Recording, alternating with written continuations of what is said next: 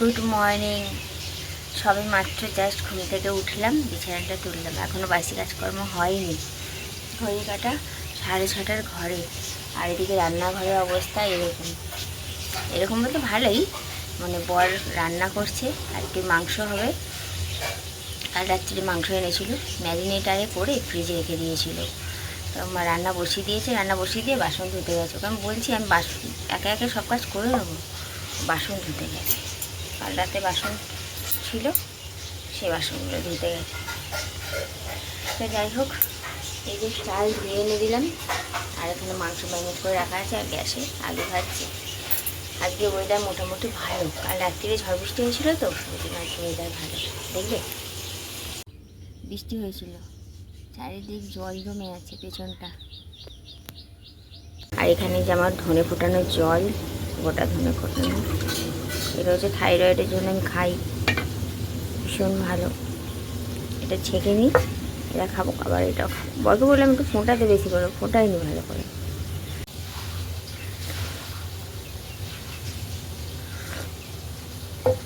এখন অনেকটা গরম আছে, একটু পরে খাবো। বাড়ছি কাজকর্মগুলো সেই নিয়ে চলে। দেখো আমি কাঁধে গামছা দিয়ে কথা বলছি তোমাদের সঙ্গে।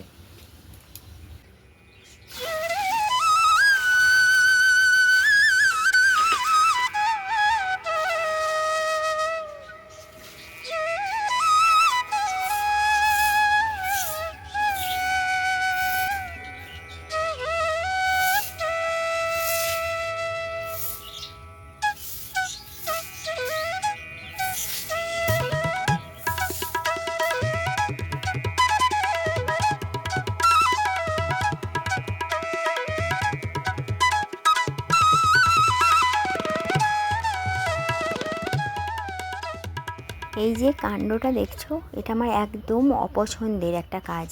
মানে আমার বর রান্না করে, ও কিন্তু নিজের স্ব ইচ্ছায় রান্না করে। আমরা ওকে কেউ বলি না যে রান্না করে দাও, ওর ভালো লাগে তাই করে, ঠিক আছে, মেনে নিয়েছি। কিন্তু এই ভাতের ফ্যান করানোটা আমি কিছুতেই এটা মেনে নিতে পারি না। কারণ কাজের হাত, বাই চান্স যদি দুর্ঘটনা ঘটে যায় তখন কি হবে? রান্না করে ঠিক আছে, তা বলে ফ্যান গড়ানোটা আসলে কি বলো তো, ও যখন এই ভাতের ফ্যানটা গড়াচ্ছিল তখন মাও ঘুমাচ্ছিল, আর আমি কলে স্নান করছিলাম। কাছাকাছিতে কাউকে পাইনি বলে বাধ্য হয়ে ও ফ্যানটা গড়াচ্ছিল, কারণ রেখে দিলে তো ভাতটা নরম হয়ে যেত, ওই কারণে। আমি পরে ওকে জিজ্ঞাসা করেছিলাম যে ভাতের ফ্যানটা কে গড়িয়েছিল গো? বলছে আমি। এবার বলো তো, রান্না করে ঠিক আছে, তা বলে কি এটাও মেনে নেওয়া যায় যে ভাতেরও ফ্যান গড়াবে? বাই চান্স যদি দুর্ঘটনা ঘটে যায়। টিফিনের জন্য বেড়ে নিয়েছি, আজকে ভাত নিয়ে যাবো আর মাংস নিয়ে যাবো, কেননা আজকে তাড়াতাড়ি বেরোবো, তো খেয়ে গেলে আর রুটি নিয়ে গেলে হবে না, টাইমে হয়ে উঠবে না, তারপরে খেয়ে উঠে খুব কষ্টও হয়। এই টিফিন বক্সের মধ্যে বেড়ে নেবো পরে, এখন একটু ঠান্ডা হোক। ওইদিকে রান্না বান্না কমপ্লিট, এদিকে আমার স্নান শ্যাম্পু বলছি, সরি, শ্যাম্পু তো বৃহস্পতিবারে ভুল করেও আমি করি না, আর এমনি মাথা জল ঢেলে স্নান করছি। আমার স্নানও কমপ্লিট। এবার চলো পুজো দিতে যাই। ভেবেছিলাম যে রোদ উঠবে না, মেঘলা থাকবে, কিন্তু রোদ উঠে পড়েছে। রোদ উঠা মানে ব্যাস, আজকেরও পুড়িয়ে মারবে আবার বেলায়, সেদ্ধ করে পুড়িয়ে মারা। ভ্যাপসা গরমটা বেশি কষ্ট হয় জানো।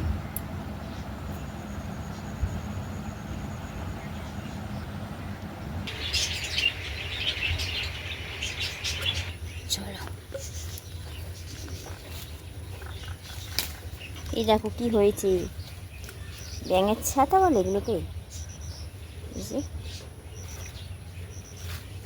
ব্যাঙের ছাতা। এখন আর বেশি ফুল ফোটে না জানো। তোমাদের একটা জিনিস দেখাই, এই যে লিচু পাতার মতন যে গাছটা দেখছো, এটা কিন্তু আমাদের আঁশফলের গাছ। কালকের অনেকগুলো আঁশফল পেরে খেয়েছি। কালকে তো ব্লগ করিনি, ওই জন্য তোমরা জানো না। কাল বুধবার ছিল, আজ বৃহস্পতিবার।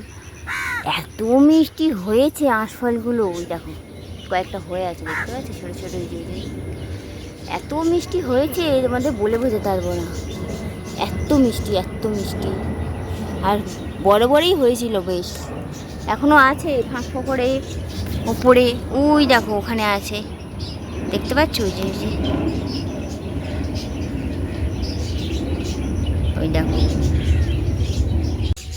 জানো আঁশফলগুলো এত মিষ্টি হয়েছে সে বলে বোঝাতে পারবো না। আমরা তো জানতামই না এটা আঁশফলের গাছ বলে। ফল হওয়ার পর জানতে পেরেছি যে এটা আঁশফলের গাছ। আমরা ভাবতাম যে লিচু পাতার মতো বড় বড় এগুলো কী গাছ। তারপরে কালকের অনেক হয়েছিল অবশ্য আঁশফল, কিন্তু পাখিতে না কাঠবেড়ালিতে কিসে যেন খেয়ে নিয়েছে। যে কটা ছিল বড় বড় পেরেছিলাম, কি মিষ্টি। সাইডে ফটো দিচ্ছি দেখো তোমরা, কত বড় বড় না, আর কি মিষ্টি কি বলবো। সবাই আমরা একটা একটা করে খেয়েছি। থাক, এটা প্রথম ফল তো গাছে অল্প দিয়েছে, সামনের বছর নিশ্চয়ই আরও অনেক হবে। তো এই দেখো আজকে এই কটাই ফুল পেয়েছি, আর বেশি ফুল পাইনি। চলো ঝটপট পুজোটা সেরে নিই, বৃহস্পতিবারে পুজো মানেই টাইম।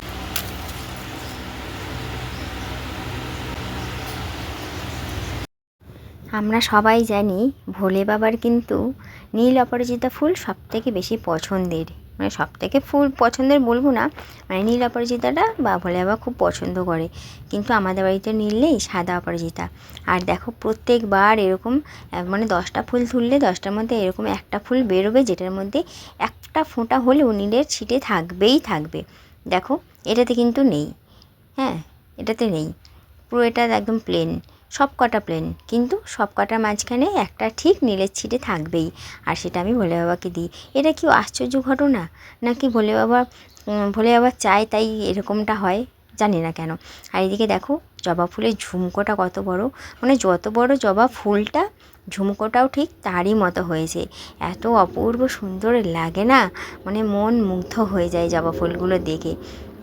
যেমন টকটকে লাল, তেমন ঝুমকোগুলো বড় বড়।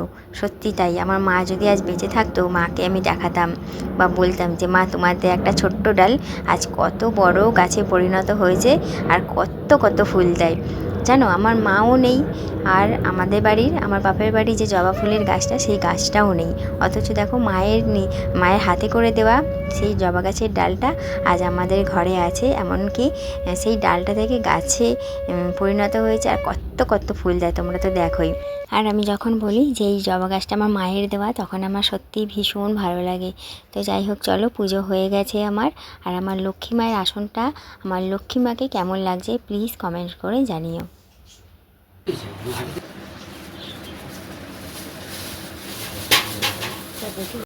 পুজো কমপ্লিট, আর ওই যে রান্না বলছি, দুটো কটা ভাত খেলো, আর ভাত আজকে নিয়ে যাচ্ছি। বাবাকে রুটি করে দেবো, অবশ্য আমরা রুটি খাবো। রুটি করে দেওয়ার সময় নেই, তো ওই জন্য ভাতই নিয়ে গেল।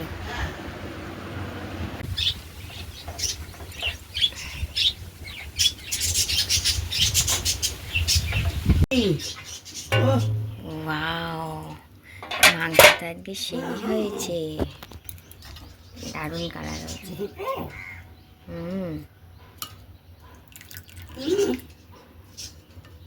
বড় বড় হোটেল করে নিয়ে যাবে ওর কাছে, দেখায় না, বড় বড় হোটেল সব মিলে যাবে। রান্নাটা কিন্তু মানে মাংসটা দুর্দান্ত হয়েছে, যেমন দেখতে হয়েছে তেমন খেতেও হয়েছে, আর কালারটা দারুণ হয়েছে। রান্নার রং দেখলেই কিন্তু বোঝা যায় রান্না কেমন হয়েছে না হয়েছে, তাই না বলো? তো এদিকে দেখো মায়ের আর বাবার জন্য রুটি করে দিয়েছিলাম, ওনারা পরোটা খাবেন না। আমার পরোটা দিয়ে মাংসের ঝোল দিয়ে খেতে ইচ্ছা করছিল, আমার জন্য এই যে পরোটা করে নিয়েছি, আর নিয়েছি মাংস আর আলু। এটাই হচ্ছে আমার সকালের আজকে টিফিন। বাইরের আকাশটা দেখো, বাইরের আকাশটা দারুণ, মনে হচ্ছে যেন শ্রাবণ মাস, চারিদিক ঘুটঘুটে মেঘ করেছে। গাছে একটা পাকা আম আছে, আর ওই আমটা দেখো পাখিতে না, কাগে খাচ্ছে দেখো। আর ওই আমটাই একটু পরে পড়েও যাবে। বাইরের পরিবেশটা এত ভালো লাগছে দেখে, মনে হচ্ছে যেন শ্রাবণ মাস, চারিদিক স্যাঁতস্যাঁতে কালো মেঘ করেছে ঘন। আর কি বলতো, বৃষ্টি আসার আগের যে মুহূর্তটা, সেটাই আমার ভীষণ প্রিয়। বৃষ্টিও আমার খুব একটা ভালো লাগে না, আর বৃষ্টি পরের মুহূর্ত তো একদমই ভালো লাগে না। বৃষ্টি আসার আগের যে মুহূর্ত, সেটাই আমার খুব পছন্দের।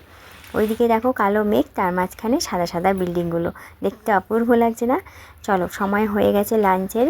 আর নিয়েছি অল্প কটা ভাত, যেহেতু পরোটা খেয়েছিলাম তো পেট ভার হয়ে আছে। অল্প কটা ভাত নিয়েছি, আর এই যে এক বাটিতে মায়ের আর আমার মাংস নিয়েছি, মানে একটা বাটিতে নিয়েছি, দুজনে ভাগাভাগি করে নিয়ে নেবো। তো যাই হোক চলো, দুপুরের লাঞ্চটা একদম বাইরে ঠান্ডা ওয়েদার, তার মধ্যেই সেরে নিই।